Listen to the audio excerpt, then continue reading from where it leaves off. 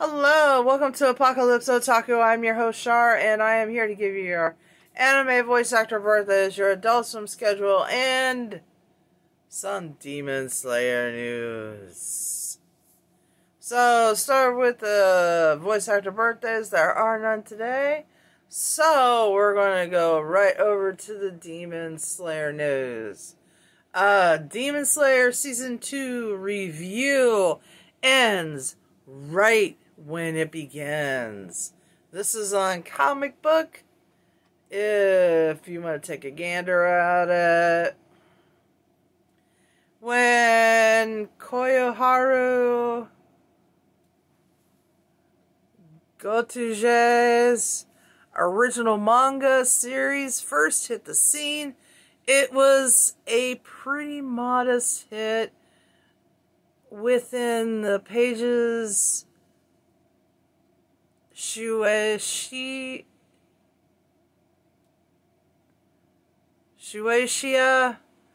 Shonen Jump. The series truly started taking off in 2019 thanks to not only the success of the anime, but due to the wider availability of the manga around the world too. The first season felt like a warm-up for what could be possible from the team at Ufotable and director Haru Sotozaki, who only had a few notable projects before jumping into Shonen Jump production. So it was safe to say that the anticipation was through the roof for the follow-up. It's also safe to say that the follow-up made sure to deliver as well as soon the success as well.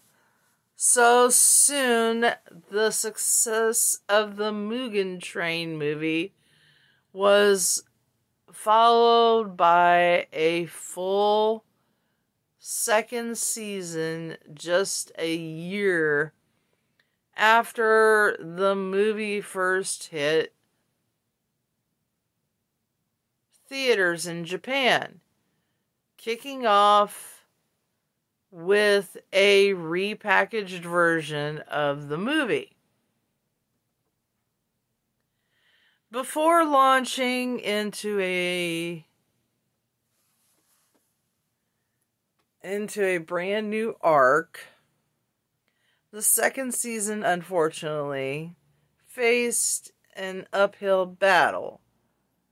No matter what, it was going to be compared to what came before. Thankfully, the second season does manage to stick the landing all of its own, regardless of all that pressure. It just took a little while to get to that point. I think it took a little while to get to that point because of the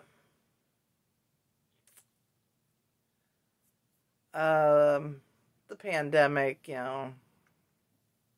everybody was going through. While the Entertainment District arc was the true story of the new material, you can't reflect on season 2 of the series without mentioning the first 7 weeks of it. Beginning with material exclusively made for the anime with its premiere. The second season spent episodes 2 through 7 showcasing a TV of the Mugen Train film. These episodes included new opening and ending themes and additional post-credits gag scene, and seemingly not much else was tweaked.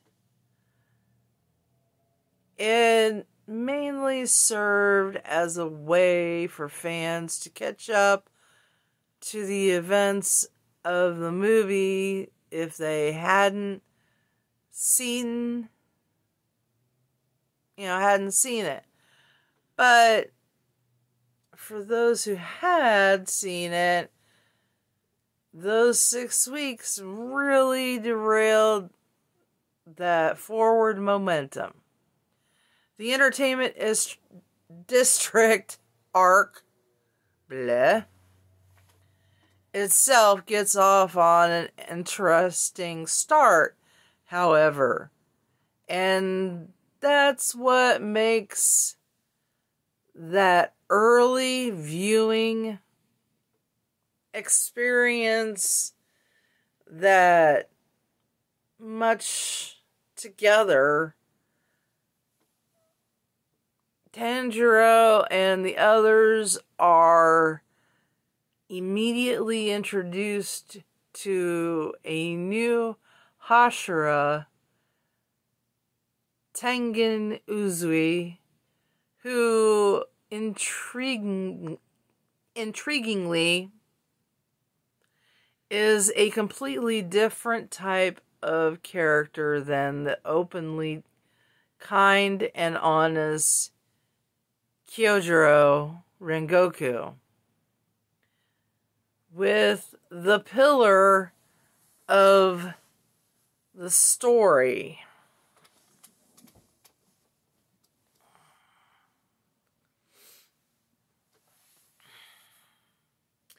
Immediately having a much different energy than what's come before, the new material feels immediately fun. Added to the intrigue of the investigation into a new setting, and the wheels got turning fast. Then they just kept spinning and never quite stopped. The second season begins, and the tease of Tanjiro and the others taking on a disguise and doing some secret investigating in order to find a hidden demon. But the demon's reveal happens in a moment that doesn't really involve them at all. The demon's revealed soon after they're introduced. So there's no real time to invest in any kind of real mystery. It all seems like they're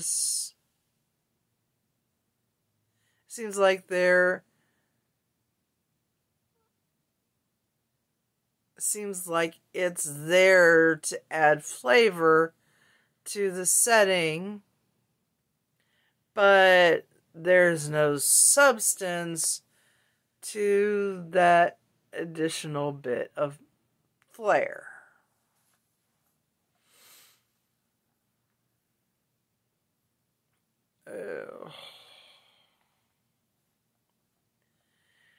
It's all about the service for the main fight in the series that takes place over the course of the arc. Once the fight gets going, it's one intense moment after the other. Everything is put in a stellar way from top to bottom. And there are several moments that outshine that came before the Mugen Train movie and the first season. Demon Slayer has made a name for itself with its stellar visual presentation, and that's very much the case with the second season. But when looking back at the events of each fight, that's really all there is to it.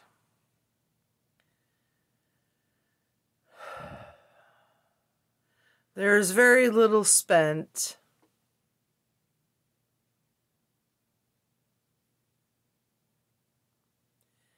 in the space in between each fight. There's very little time to breathe and truly have each of the characters react to, let alone truly overcome each of their respective challenges. Unlike other shonen series of its ilk, it's not a mental hurdle in the guise of a powerful villain.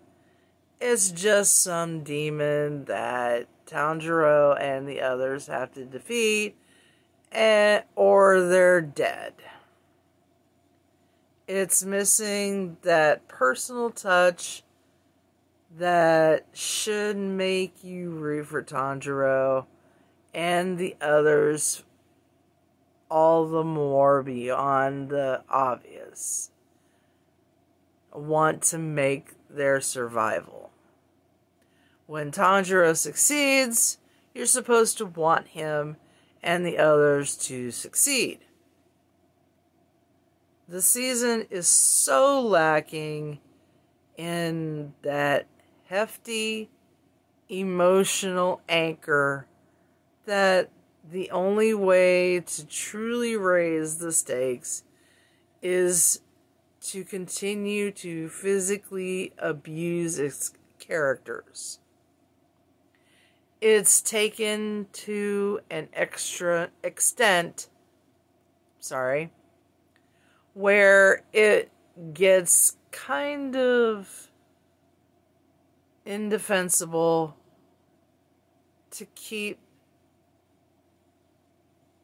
some of them alive without huge leaps of logic and easy fixes. The most unfortunate thing is that season 2 does eventually keep this peak of emotional investment and intense action. It's just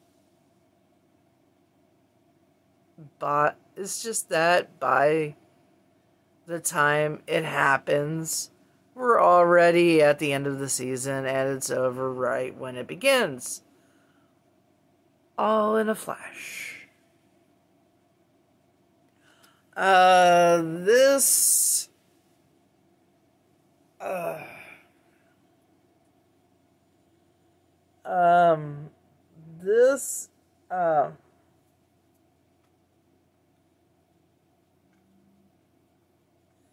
comic book actually gives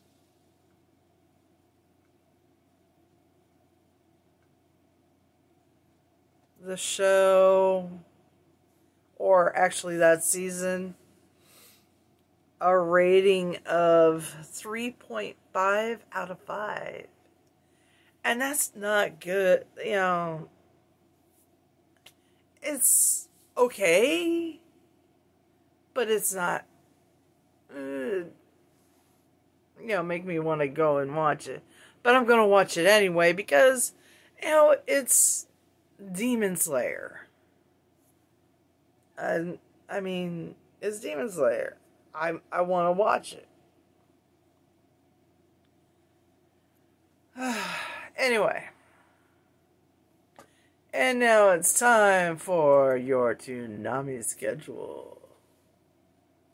For Saturday, February the 26th. Starting at 8 o'clock, you have King of the Hill. And at 9 o'clock, you have Futurama. 10 o'clock, you have Rick and Morty. 11 o'clock, American Dad. And then, starting your Toonami block,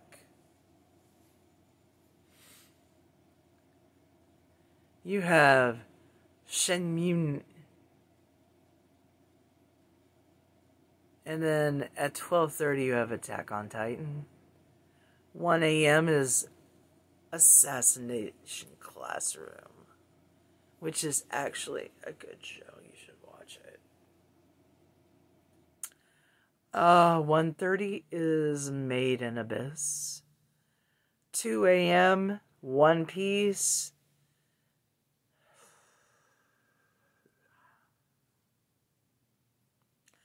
3 a.m. is Naruto Shippuden. 3:30, Cowboy Bebop. This one you should watch. This is the original Cowboy Bebop, not the one that's on Netflix, not the craptastic one that's on Netflix. And then to round out your night at 4 o'clock, you have King of the Hill. And that is your Toonami schedule for Saturday, February the 26th. And on that note, I will see you guys tomorrow for your short Sunday show. Have a good night.